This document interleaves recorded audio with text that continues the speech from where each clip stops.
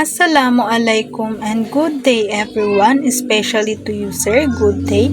So my name is Salim Hanandi, the fifth reporter from the group 7. So my topic is continuation ng topic ni Sagadan.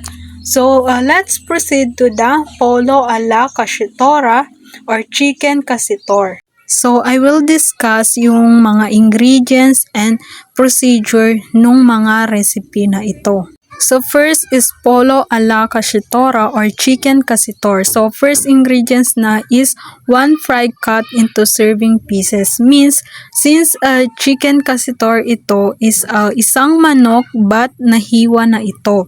Second is 2 medium-sized onion, 1 hit garlic, 1 green pepper, 1 can tomato sauce, 1 can mushroom, 1/4 cup flour, 1/4 cup cornstarch, 1/2 teaspoon white pepper, 1 teaspoon salt, 1 cup fat or oil, 1/2 teaspoon powder oregano.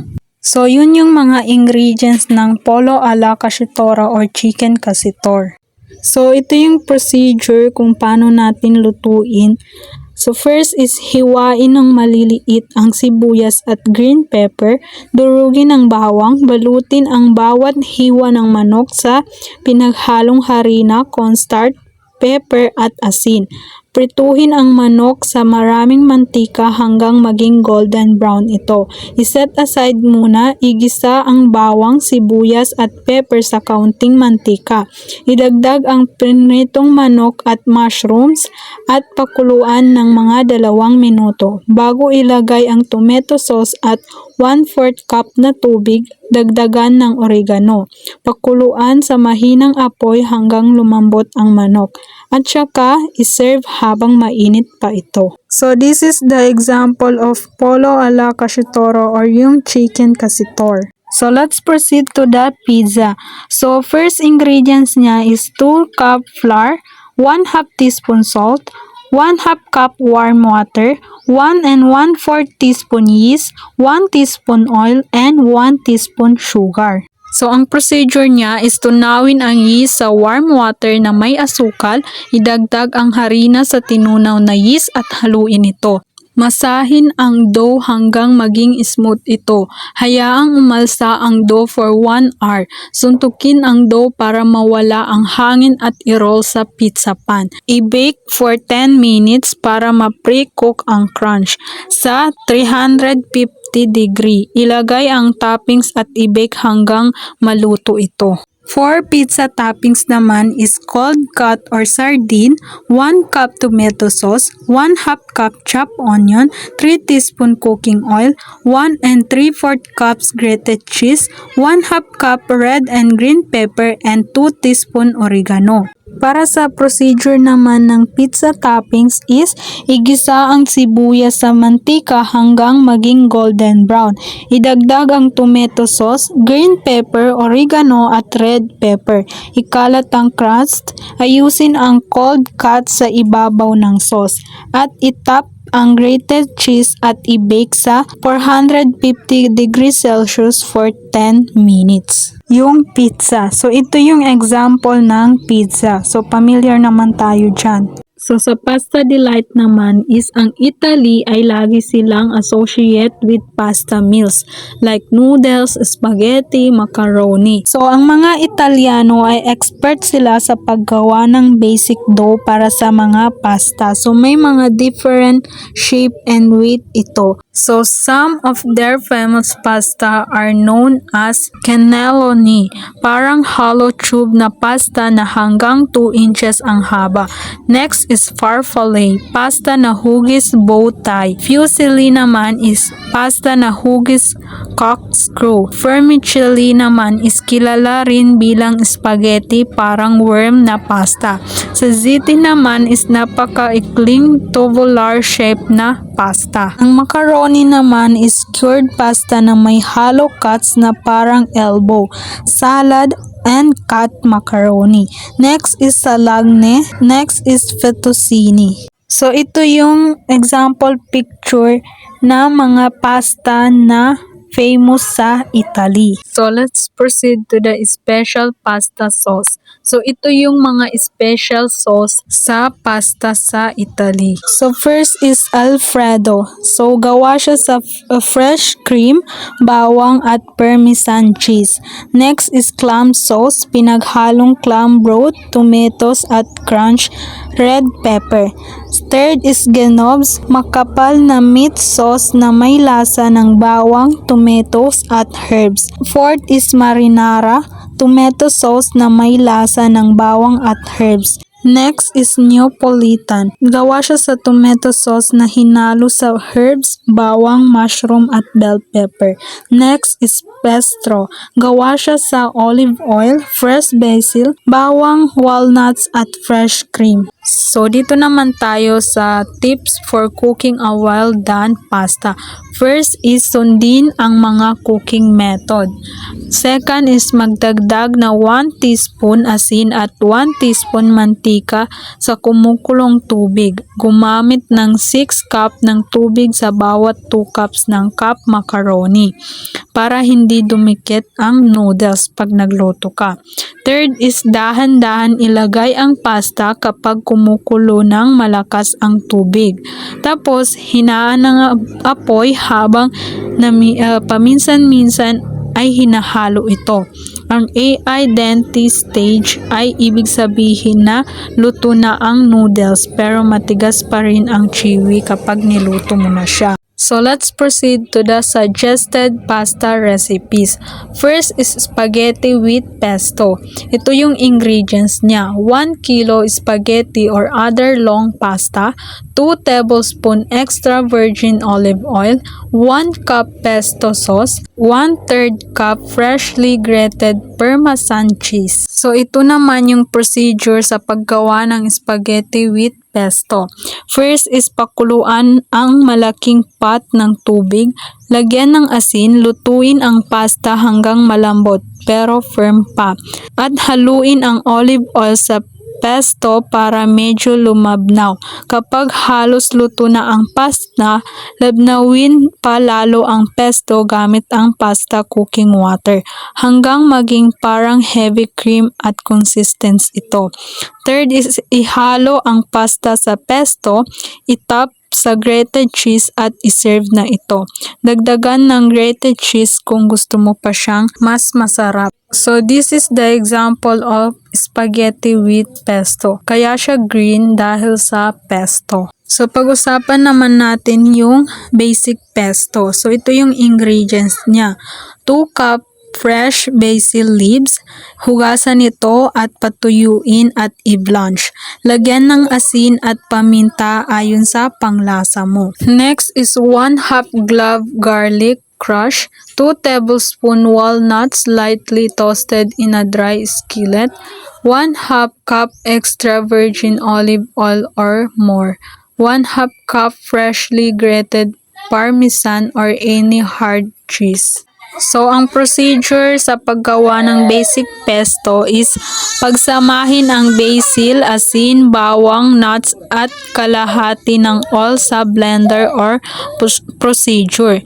Next is i-process at idagdag ang natitirang oil ng paunti-unti. Itago sa refrigerator, haluin ang cheese bago ito iserve. So, this is the example of basic pesto. So, let's proceed to the carbonara or white spaghetti. So, ito yung ingredients niya. 1 tablespoon olive oil, 2 pieces egg yolks, 1 cup cream, pinch of nutmeg, 1 pack spaghetti noodles, 1 pack bacon cut into small bites, 1 tablespoon butter, 1 cup Parmesan cheese or grated, salt and pepper. So, ang procedure naman niya is pagsamahin ang olive oil at bacon. Lutuin sa medium heat hanggang maging crispy ang bacon. Lutuin ang pasta ayon sa direksyon sa package. Salain at itabi. Paghaluin ang natitirang sangkap gamit ang wire whisk at hinaan ang apoy hanggang lumapot ang sauce. Ibuhos sa pasta, budburan ng bacon sa ibabaw. And ready to serve na siya. So, ito yung example ng carbonara white spaghetti. So, let's proceed to the pasta primavera. So, ito yung ingredients niya. 4 ounces linguine, 1 cup thinly sliced fresh broccoli, 1/2 sliced green onion, 1 teaspoon dried basil crush, 1/4 teaspoon pepper, 1 and 6 ounce packaged green peas, Parmesan cheese, 1/4 cup butter or margarine, 1 medium carrot thinly sliced, 1 cloves garlic, 1/2 teaspoon salt, 1 and 1/2 cups sliced fish mushroom, 1/4 cup dry white wine grated. Ang procedure naman niya is lutuin ang liquid sa kumukulong tubig na may asin hanggang malambot tapos salain. Tunawin ang butter or margarine sa skillet. Haluin ang broccoli, carrot, onion, garlic, basil, asin at paminta. Lutuin for 7 minutes o hanggang malambot na ito. Igdagdag ang mushroom at lutuin for 2 minutes hanggang malambot na ito. Haluin ang liquid, toast at ilipat ang mixture sa serving bowl. Budburan ng Parmesan cheese sa ibabaw at itoast at iserve to hot. So, ito yung example ng pasta primavera. So, more on vegetable siya. So, let's proceed to the Caesar pasta salad. So, ito yung mga ingredients niya. 10 ounces angel hair pasta, 1/2 cup chopped red onions, 1/4 cup chopped red and green bell pepper, 1/4 cup Parmesan cheese, 2 tablespoons fresh parsley snipe, 8 ounce Caesar salad dressing, 1 head romaine lettuce, and 1 small tomato to slice. So, ang procedure naman niya is i-prepared ang pasta ayon sa direction sa package, salain ng mabuti at ilagay sa malaking bowl. Idagdag ang onion, bell pepper, Parmesan cheese at parsley sa pasta at haluin ito. Ibuhos ang salad dressing sa mixture at itoast hanggang maghalo. Lagyan ng lettuce ang serving platter at ilagay ang pasta salad sa ibabaw. Garnish gamit ang tomato slice at iserve na ito. So, ito naman yung example ng Caesar pasta salad. So, let's proceed naman sa Singapore. Singapore Multicultural Food Paradise. So, ang Singapore ay isang multicultural society na made up of Chinese, Malays, Indians, and Eurasians. Meron maraming iba't ibang ethnic foods na nagiging dahilan kung bakit ang Singapore ay isang multicultural food paradise. But ang society ay predominantly Chinese. Meron ito silang sariling Nonya style of cooking. Ang mga Nonyas ay mga street-born Chinese women. Ang mga lalaki naman ay mga babas at kilala sila bilang peranakan. Ang pinaka-interesting na food peculiar sa Singapore ay ang Nonya style of food. Ang Chinese meal naman ay karaniwang siniserve sa cookery na may Chinese design. Ang Chinese families ay kumakain sila ng rice gamit ang bowl at chopstick.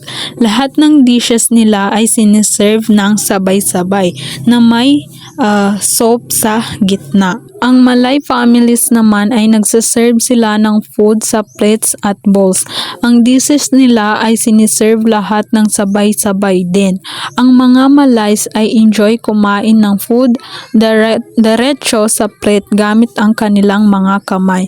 Kahit na ang ilan ay mas gustong gumamit ng fork at spoon.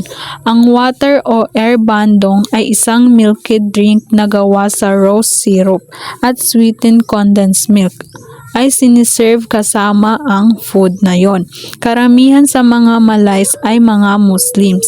So, hindi sila kumakain ng pork dahil ito ay tinuturing na religious unclean. Ang kanilang food ay dapat halal at ang food nila ay na-prepared ayon sa Islamic practices. Ang Indian meal naman ay sinuserve sa stainless receptacle. Gumagamit sila ng fork o spoon o ng kanilang mga kamay para kumain. Lahat ng dishes ay sinuserve ng sabay-sabay din. Karamihan sa mga Indians ay mga Hindus. Hindi kumakain ang mga Hindus ng beef dahil itinuturing nila ang cow bilang sacred animal. Ang ilang Hindus ay vegetarian. Ang iba naman ay pinipiling hindi kumain ng meat sa certain days of the week. So, let's proceed sa ibang recipe. So, the menu: steamed coconut rice, chili crab, laksa, and rojak. So, suggested recipes is first is laksa, mixed seafoods. So, ito yung mga ingredients niya. So, first is 500 gram raw prawns, 500 gram fish fillet or fish balls, 1/4 teaspoon pepper, 1 teaspoon salt, 125 gram crab meat or 2 cooked crabs cut into pieces, 1 tablespoon oil, and 8 cups water, 2 teaspoon salt, 500 gram vermicelli, 500 fresh bean sprouts, 1 large cucumber, peel and coarsely grated, 8 spring onions, 1/2 cup fresh mint leaves.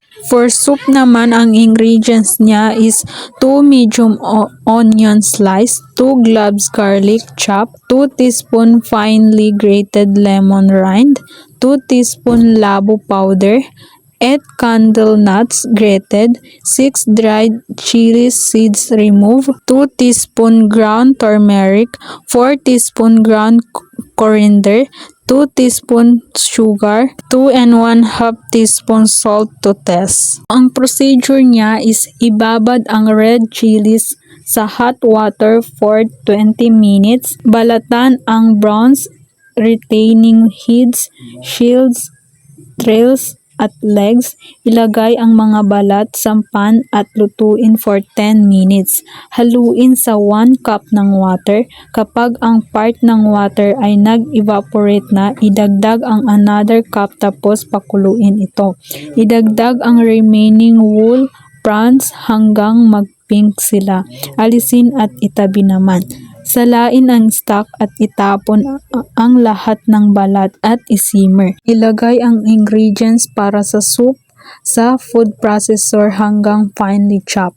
Painitin ang oil at lutuin ang paste over low heat for about 8 minutes. Haluin sa stock at coconut milk. Pakuluin bago idagdag ang brown at fish ball slice. Sa separate pan, lutuin ang noodles. Salain ng mabuti at hatiin ang noodles equally sa 4 soap bowls. Isandok ang hot soup over the noodles. Garnish with cucumber, bean sprouts, at meat leaves. So, ganun yung procedure sa paggawa ng laksa mixed seafood. At ito yung example ng laksa mixed seafood. Okay, so let's proceed to the chili crab.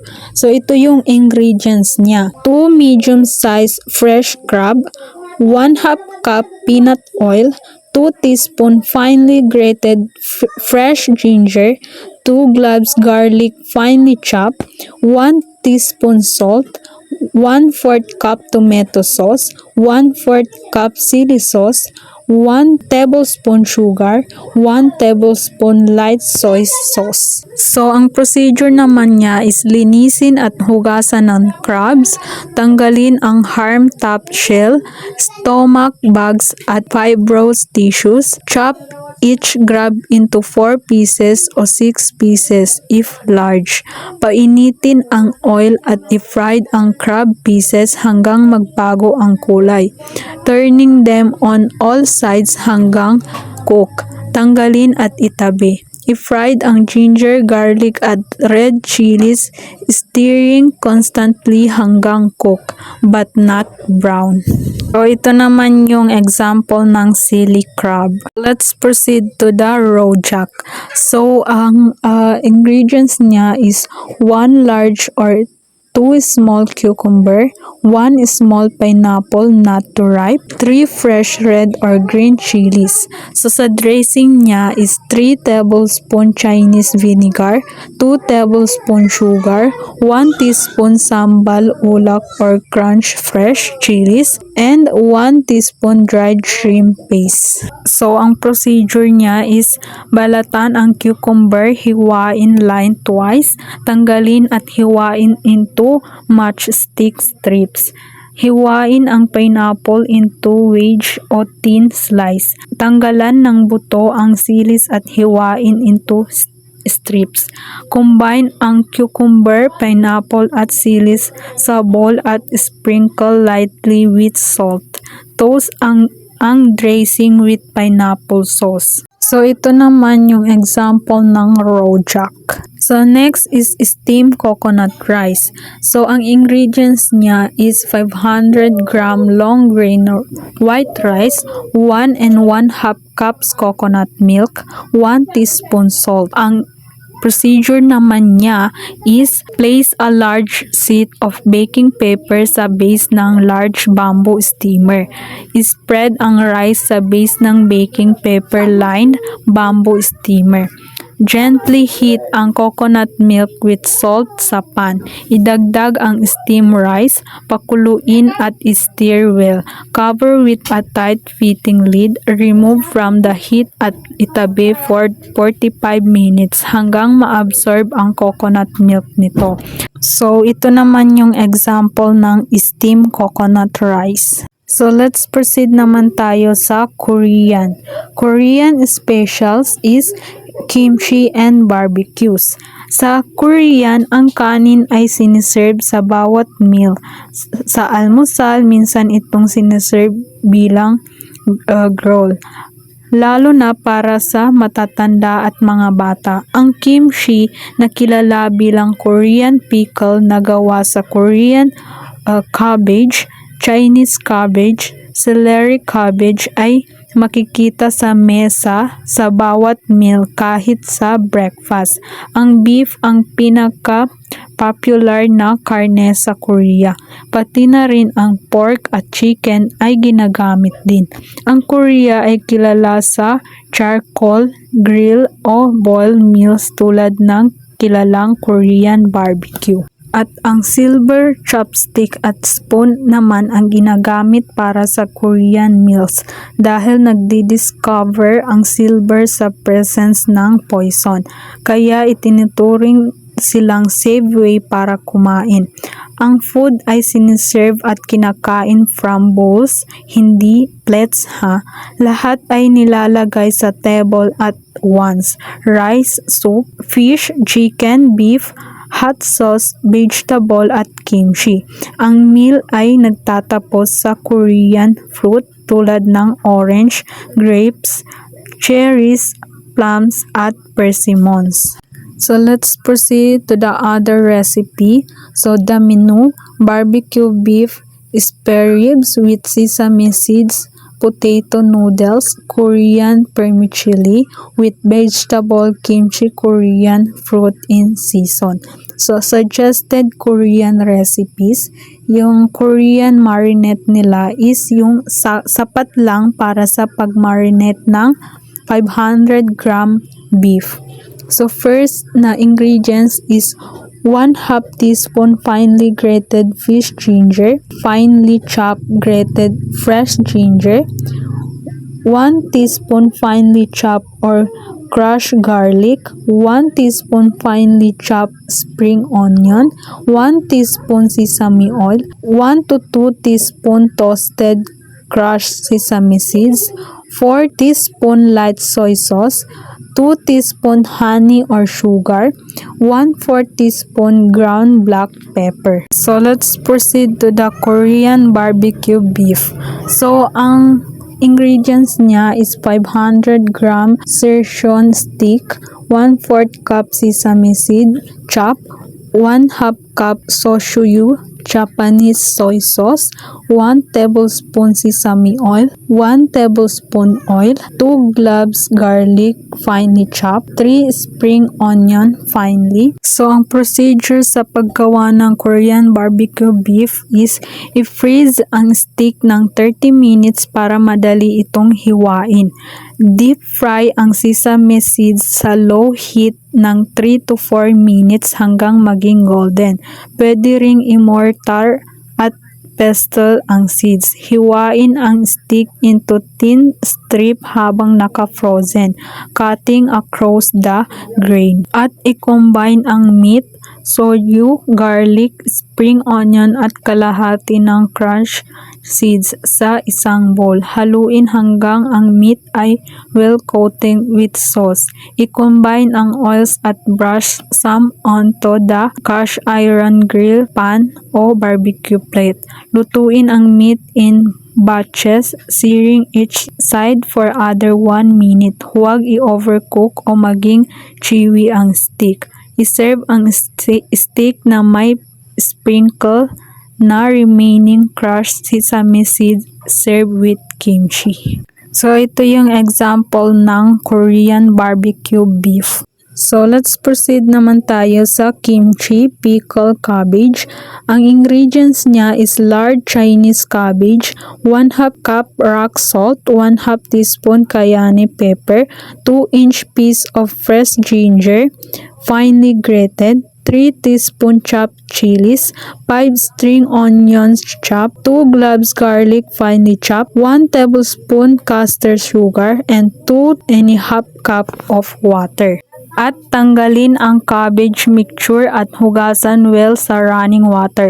Squeeze out excess water at i-combine o i-mix pepper, ginger, chilies, spring onions, garlic at sugar.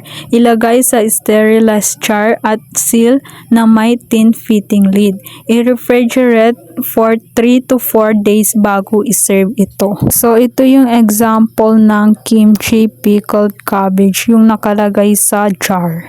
So let's proceed to the spare rib with sesame seeds. So ang ingredients niya is 1 kilo pork spare ribs cut into 1 and 1/2 inch pieces, 1 tablespoon sesame seed, 2 tablespoon oil, 2 spring onions finely chopped, 1 and 1/2 inch piece of ginger grated, 1 cloves garlic finely chopped, 2 tablespoon sugar, 2 tablespoon rice wine, 2 tablespoon susuyu Japanese soy sauce, 1 and 1/4 cup hot water, 1 tablespoon corn flour. So ito yung example ng spare ribs with sesame seeds. So dun lang po nagtatapos ang aking topic. Thank you for listening and watching.